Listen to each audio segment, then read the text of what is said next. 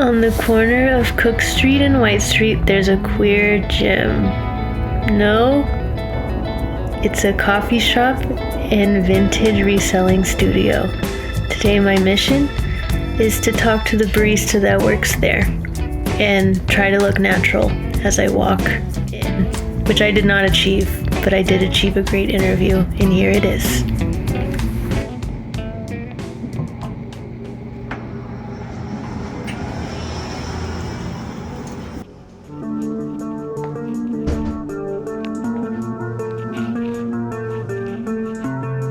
I have sort of a strange request. Okay. I would like for you to make us your favorite drink. Oh, okay. Is there anything you can't have? No. Okay. My favorite drink is the Dirty Maddie. Ooh. So the Maddie has a bit of gochujang, molasses, allspice, vanilla, a lot of ginger. It's like our version of chai, but without any tea. And I think adding the espresso is just like the perfect way to package it all. Sounds amazing. Yeah. Do you mind if I come by the bar with you? Come on in. Start off with espresso. I typically just dial in and like weigh it every time. We have a team of me and then 4 others. This is our Maddie syrup. Okay. I'm gonna put about 35 grams in there.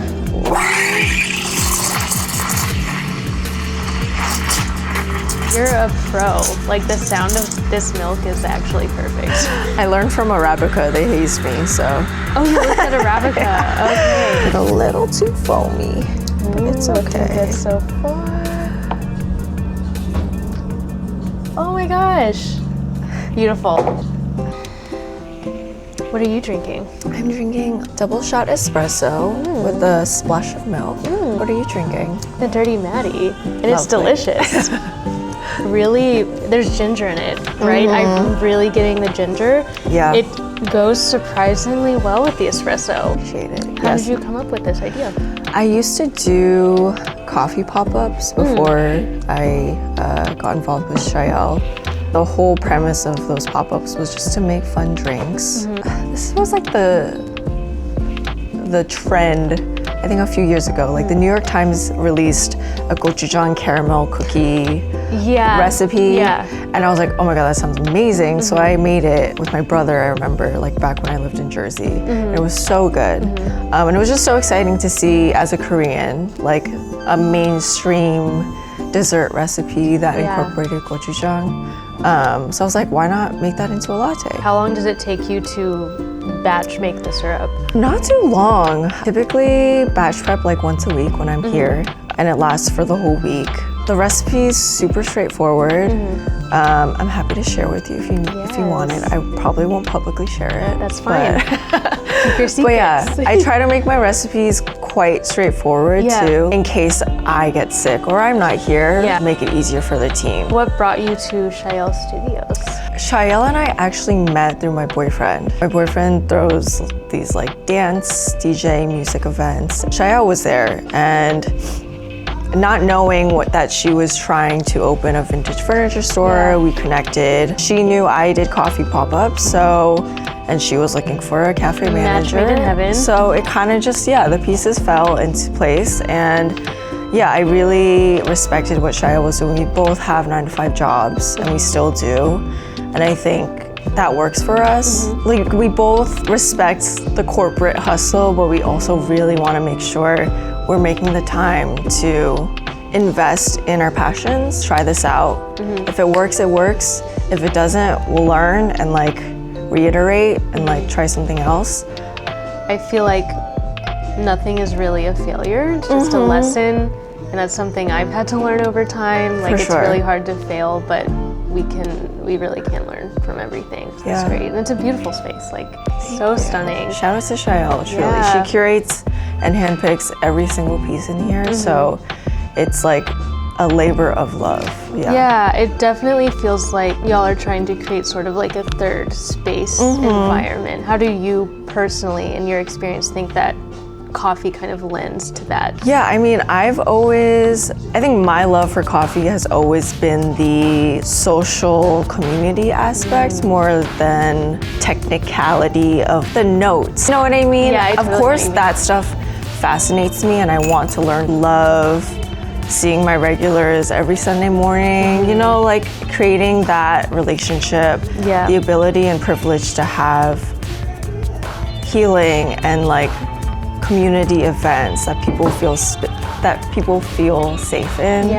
I think that aspect truly reminds me of why this all matters and why we're doing this. Yeah, that's really great. And I think that the concept of furniture store and coffee is not one that I would have like come up with, but it works so well. It really does. It really works. It really does. And Shael's quite open to people sitting anywhere. Yeah. So I think that was my biggest, worry. Like, can people even sit on the furniture that we're gonna be selling? But people work here during the week.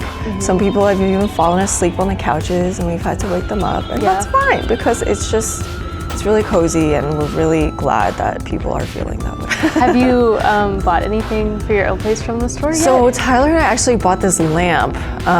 Tyler really wanted it because, Tyler's my boyfriend, sorry.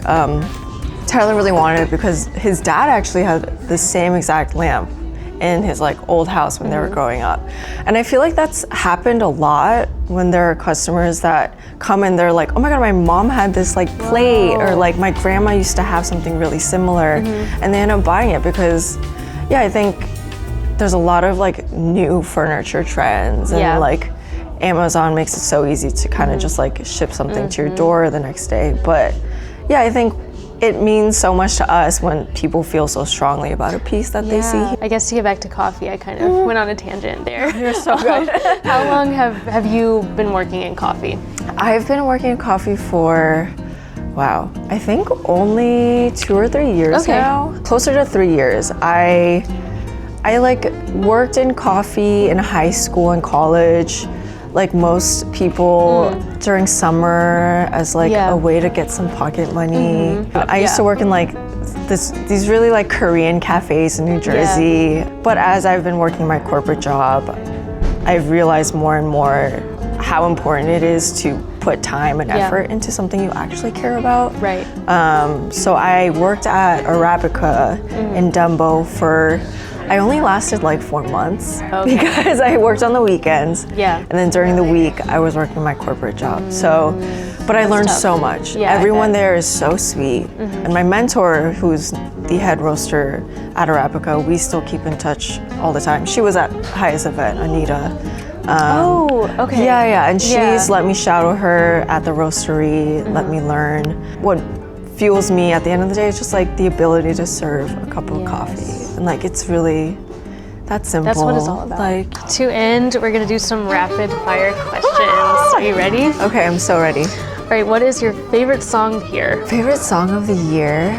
I can't choose a song because I have an album of the year, to be honest. It's called Albion Files, R&B. I feel like every song, it's a no-skip album for me. So highly recommend. What is your least favorite drink to make?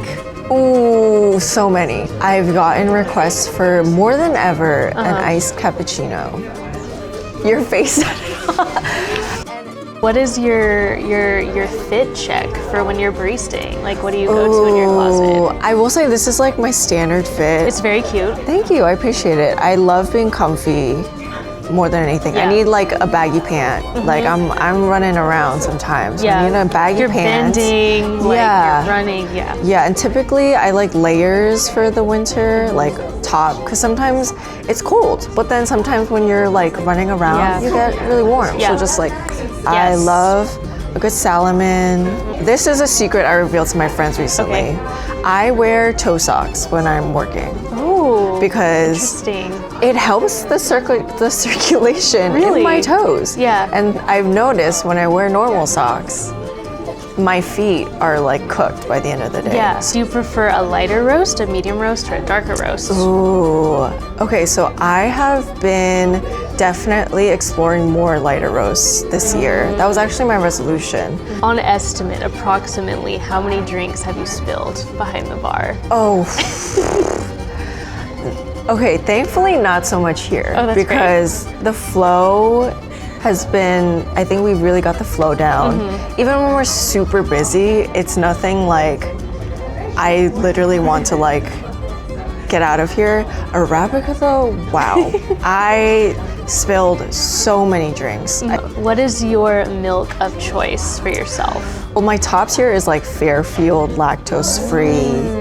If you had to pick one or the other, do you feel instinctively that being a barista is creative or technical? I'd say a bit more technical. Yeah. Yeah. I think it can be creative, but I think at the foundation of it all, the technicality is really what I feel like it's very hard to get creative if you're not technical first. And for our last question, where should we go next?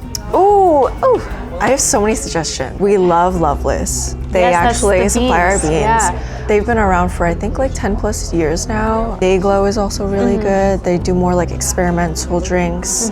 Say Coffee if you haven't been. Yes, I've heard. I've not been. Macabre also has a location here now. Bushwick is like It's the evergreen. place to be as a new cafe. So yeah, if you're ever in Bushwick, I recommend just doing like a Just whole walking around, like cafe hop situation. Also shout out to Obscure Coffee. Yes, Definitely should check that I got some one of their out. beans from the boot camp. I've not tried them yet, but they smell So good. amazing. He's so talented. Awesome. Well, thank you so much, Minji. Thank you so much. And this has been Coffee with a Friend. Yay.